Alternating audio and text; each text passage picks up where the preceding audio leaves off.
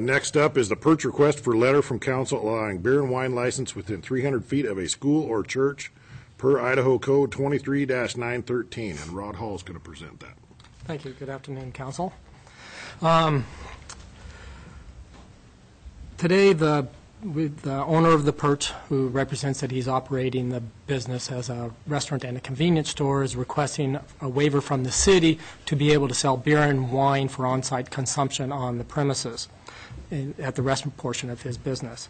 And under Idaho Code 23-1011B and 23-1307A, first one was for beer and the second one deals with wine, they prohibit any business from selling for beer or wine for on-premises consumption if they are located within 300 feet of a school or a church. And the Perch is located within 300 feet of 2 churches. And so the issue is today is whether the city will grant him a waiver so that he can sell beer or wine in the restaurant.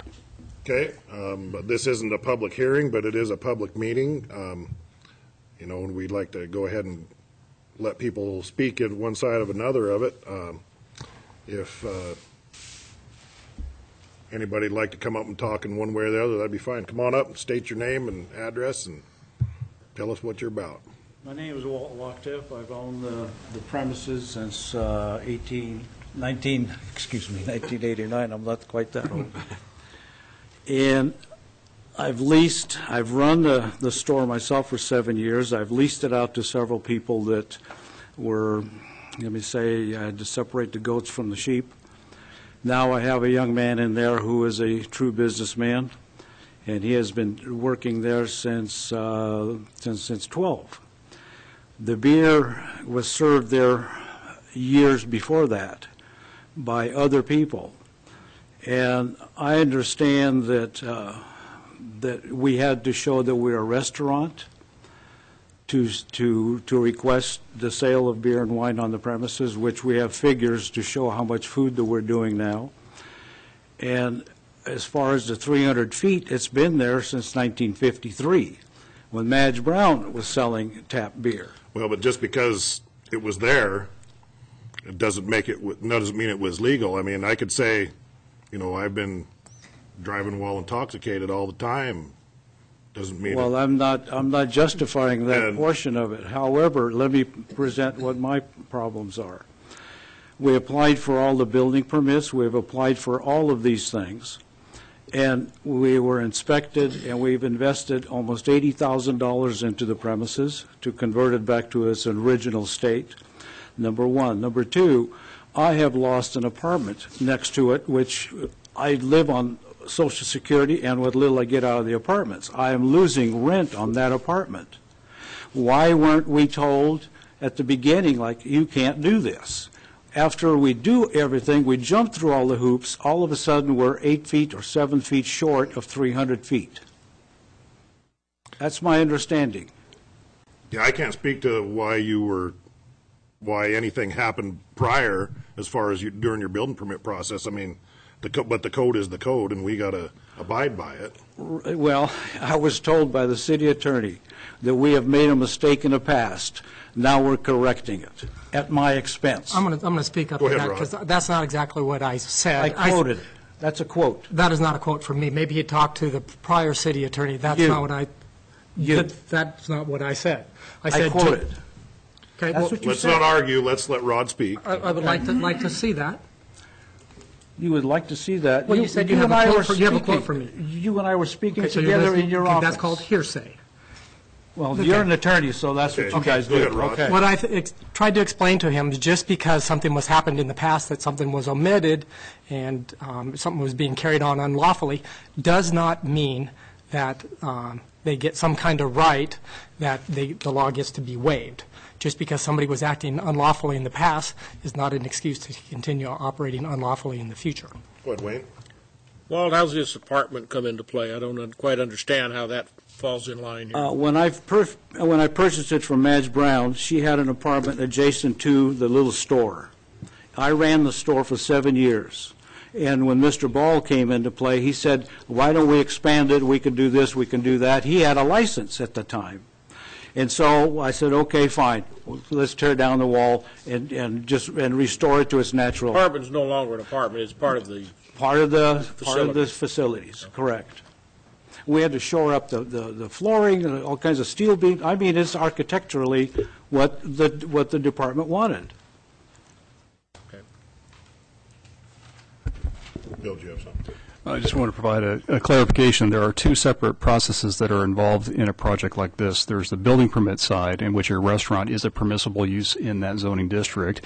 And so they went through the permitting process for the expansion of the restaurants, but they needed to have the food service because bars or drinking establishments are not permitted uses in that district. The licensure of the issuance of beer and wine licenses are actually handled through the city clerk's office and through the state and not through the county as well. So through the building process, it was identified it was going to be a restaurant. It was clear that food service had to be furnished and provided, and they met all the applicable building code requirements. The question about separation from any church or school facility was not an issue of building permit issuance for a restaurant. Right, correct. So evidently, beer and wine was never mentioned or never discussed at that point to where, Well, we had a going license at the time. We had a license at the time. We were already serving it. but not necessarily, I mean, it, Okay. All right, let's approach it from a different angle, please. We're within, you want to be 300 feet, right? We That's what the measured. law That's says. right. And we measured, I think you stated to me, you measured from door to door. I think the lieutenant from the police department testified that what that distance was. I'm not sure exactly what it was, but it was under 292 feet, Okay, something like that. something like that. So if that is the problem, we'll move the door. the building is still, I mean, But we're measuring 300 feet from door to door. That's how they Bill, we can determined argue it. semantics and everything, and I did this just, as a courtesy, but, I don't think that we can, before the council said, we didn't really think that this was something we'd wanted to do, because even whether it's been done or not before, doesn't mean it's the right thing to do, as Rod said. And with the recent history on campus, with drinking and everything, there's no sense, we don't want to add that extra fuel to the fire, so to speak. As an EMS professional here in town, I've noticed a downward trend in responding to drunk college students here in the last year, and I think that we're moving forward in a good way in that, and I don't want to see anything to make us take a back step. Wayne? Well, question, you indicated that prior to the remodel that the previous owner did have a beer and wine license, Yes, which was, first of all, that beer and wine license has to be authorized by the state, yes, and then once the state does it, then it can be authorized by the county. correct. But the state can't authorize one unless there's a letter from the city of Moscow stating that we would allow it. In the last testimony that we had, I don't recall that letter had ever been supplied. And so I'm wondering how the Perch got a beer and wine license without the city saying, yes, we agree that it's okay to put it in that area. You see, I was not aware of this law to begin with. We simply applied for licenses, and they were issued. Almost to me, it sounded like the state. Somebody messed up Somebody somewhere. screwed up Jim? a number of Well, years how ago. long has it been since you've had a license? Obviously, you don't have one now. How far back does that go? At what point I haven't been on the council for more than a couple of In months, my so I'm name- trying to find out what happened in the past. Yeah, in my name, the last license I had in my name, I'm guessing now, I have senior moments anymore, but I would say it was about 7 years ago. I'm sure we can check the records here with Stephanie. So there's That been a was- gap of 6 or 7 years No, that you haven't had a license? No, other people who ran the Perch had the license in their names. Yeah, what I'm trying to get at is how long have you been without a license, or how long has the Perch been without a license? 6 months? I can explain that. Last year, maybe a little more than a year ago, the state gave them a provisional license, basically, so that they could have, since they were representing that they were going to be a restaurant, they were going to give them an opportunity to, this is the prior owner to then the current one, to allow him to establish that it's a restaurant, and he had to meet a certain sales requirement of food. It was represented to me by the Department of ABC, Alcohol and Bureau Control, or Alcohol and Beverage Control, were doing an investigation, and they were getting ready to terminate that license because the food sales weren't there, and they were having all kinds of problems. Before that happened, the prior owner went in and said, he's done, they're not going to go any farther, so they ceased, and that license actually terminated. And then I think the new owner tried to get a license, and then this issue came up. Question for Rod. Go ahead. How could the state even give them a temporary license without the city authorizing it? I don't think they knew its location. I don't think they knew that the churches were within 300 feet. When I first applied for those licenses, somebody from ABC did come to the store, told me exactly where to place it on a wall, where the exits are supposed to be, where the coolers were supposed to be. So they knew that 509 University Avenue is right in the middle of Greek Row. They knew that. Bill. If I may, what they may not have been aware of was the LDS Institute's location and proximity to that store.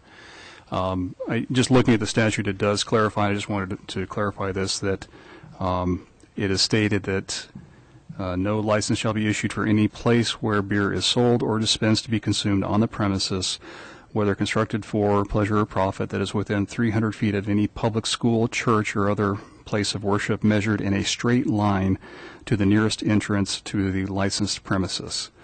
I think the 292 feet that was measured was the walking distance on the sidewalks. I think if you did a straight line, you're actually probably closer to 250 feet.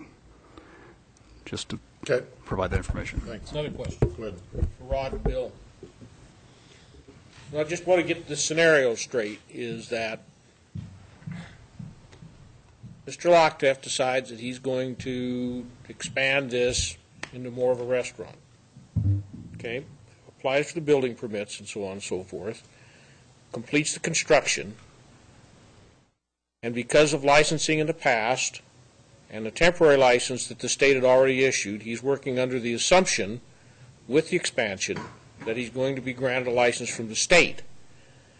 After the fact, he finds out that the city has to authorize it first before the state will authorize it. Am I correct in this?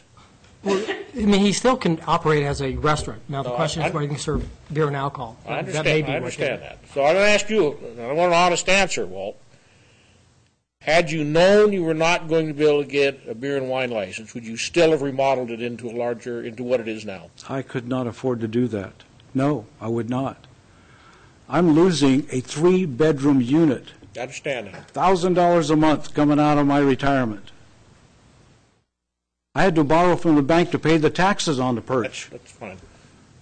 Rod, can you answer this question? Is it safe to assume that he was under the assumption, because of past history with the state and the past history of having a beer and wine license, that he would be allowed to have that?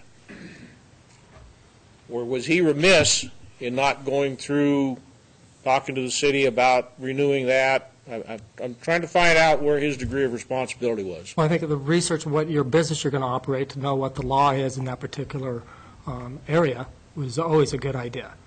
Just because he had a misunderstanding of what the law allowed is not an excuse and does not grant any rights. I agree with that. If I was starting a new business, that's exactly what I would do. But I've had this business for quite a few years, and it was granted to me all those years. I saw no need to research what was already mine. May I ask another question? Go ahead. The temporary license was issued. Okay, let's back up. It had a license, but it wasn't meeting the food requirements, food sales requirements, so the license was pulled.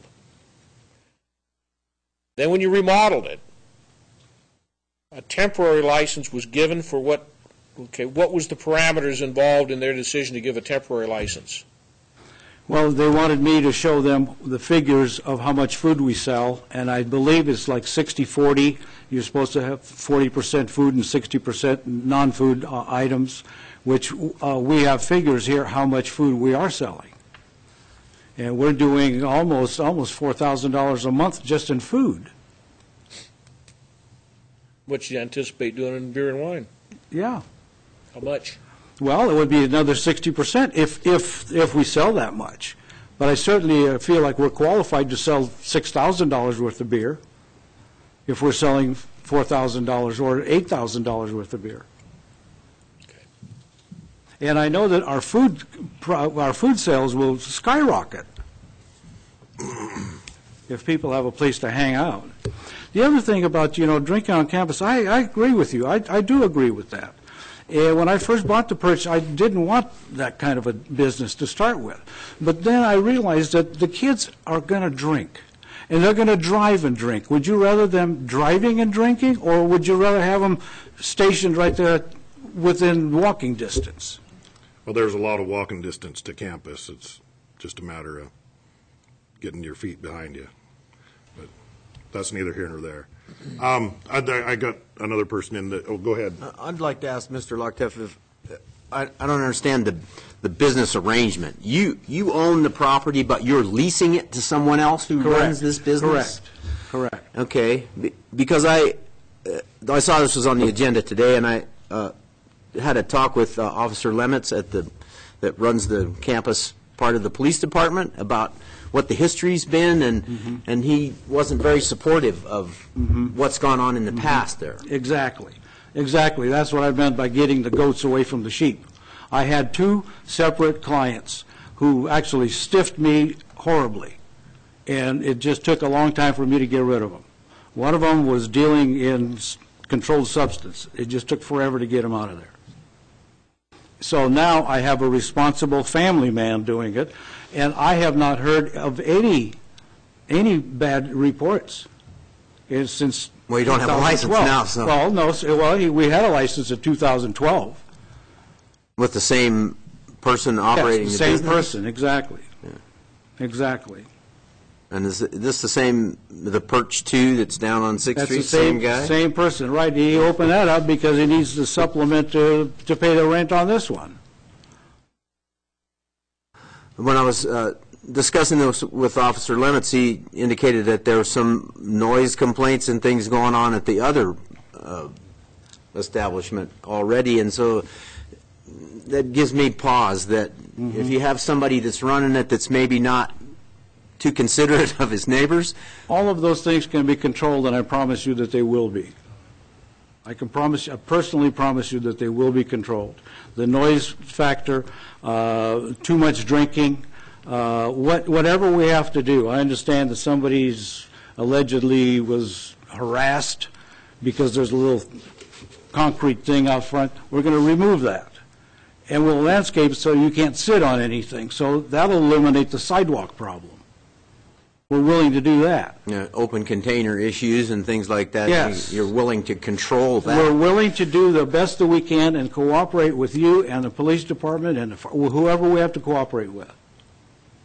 Okay, so now I have a question for Rod. If we were to give him a variance to allow this, can we do it on a trial basis for a certain? Do you have to renew this every year? No, I didn't see that doing the research. It's just once he's getting a waiver, and you basically giving him a license to do that. Okay. But I would agree to a probation period. Is that something we could construct? I don't know how. I'd have to research to see whether you could really put a